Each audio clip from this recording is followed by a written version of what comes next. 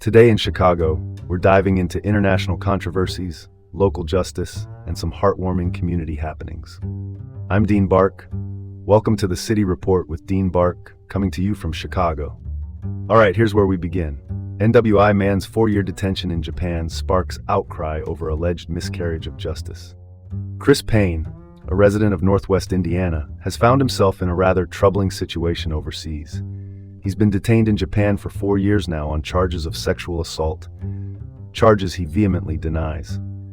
The Innocence Project of Japan is rallying for his release, pointing to inconsistencies in the DNA evidence and alibis that should prove his innocence. Payne's ordeal began in 2020 with an arrest for unrelated charges. However, somehow that led to his implication in this more serious case due to the DNA evidence.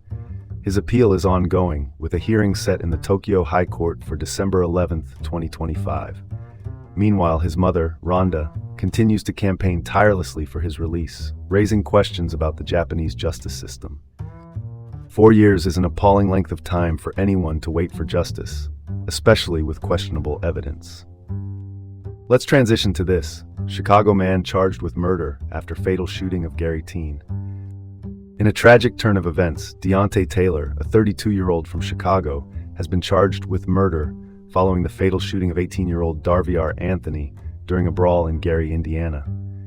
This unfortunate incident took place on October 19, 2025, when authorities discovered Anthony with multiple gunshot wounds.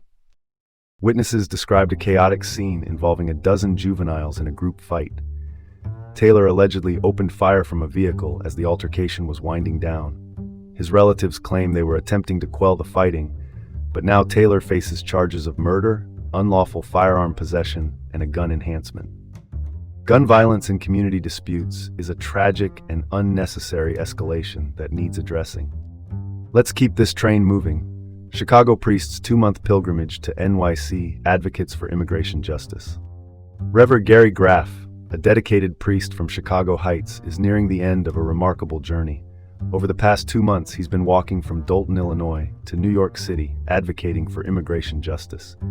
His pilgrimage began on October 6, 2025, with the aim to foster dialogue about justice for immigrant children. Throughout his trek, Graff has engaged with diverse communities and faith groups, highlighting the shared immigrant histories that bind us. Despite facing challenges, including a fall from a horse, he plans to wrap up this journey with an interfaith prayer service at the Statue of Liberty on December 2, 2025. Graff's commitment to walking the walk for immigration justice is truly inspiring. All right, next topic. Portage debuts first public ice rink at Fire and Ice Pavilion. In Portage, Indiana, residents are lacing up their skates at the new Fire and Ice Pavilion. The city's first public ice rink is now open and conveniently located near the Indiana Dunes National Park. It had a soft launch on November 21, 2025, and will operate until mid-January 2026. Chad Franks, the rink manager, is thrilled with the community's enthusiastic response. The venue offers skate rentals, a cozy fire pit, and basic concessions, all aimed at providing an affordable, family-friendly activity. If this winter wonderland proves successful, we might see it return next year. A community ice rink is a fantastic way to bring people together during the winter months. And now for something completely different, the Evolve Network, reimagining therapy with culinary education for Chicago students. Chef Sebastian White is leading an innovative initiative through the Evolve Network, or TEN, which stands for Together.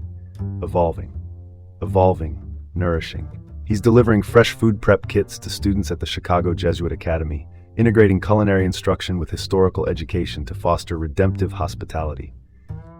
White's approach encourages students to reflect on their food experiences and their connection to the land. This project not only aims to empower youth, but also to expand to more schools. Inspired by personal losses in 2020, White's vision is reshaping how we think about therapy and education. Using culinary arts as a therapeutic and educational tool is a brilliant and impactful idea. And that's all the news that fits for today from the City Report with Dean Bark here in Chicago. Have a great day and join us again tomorrow.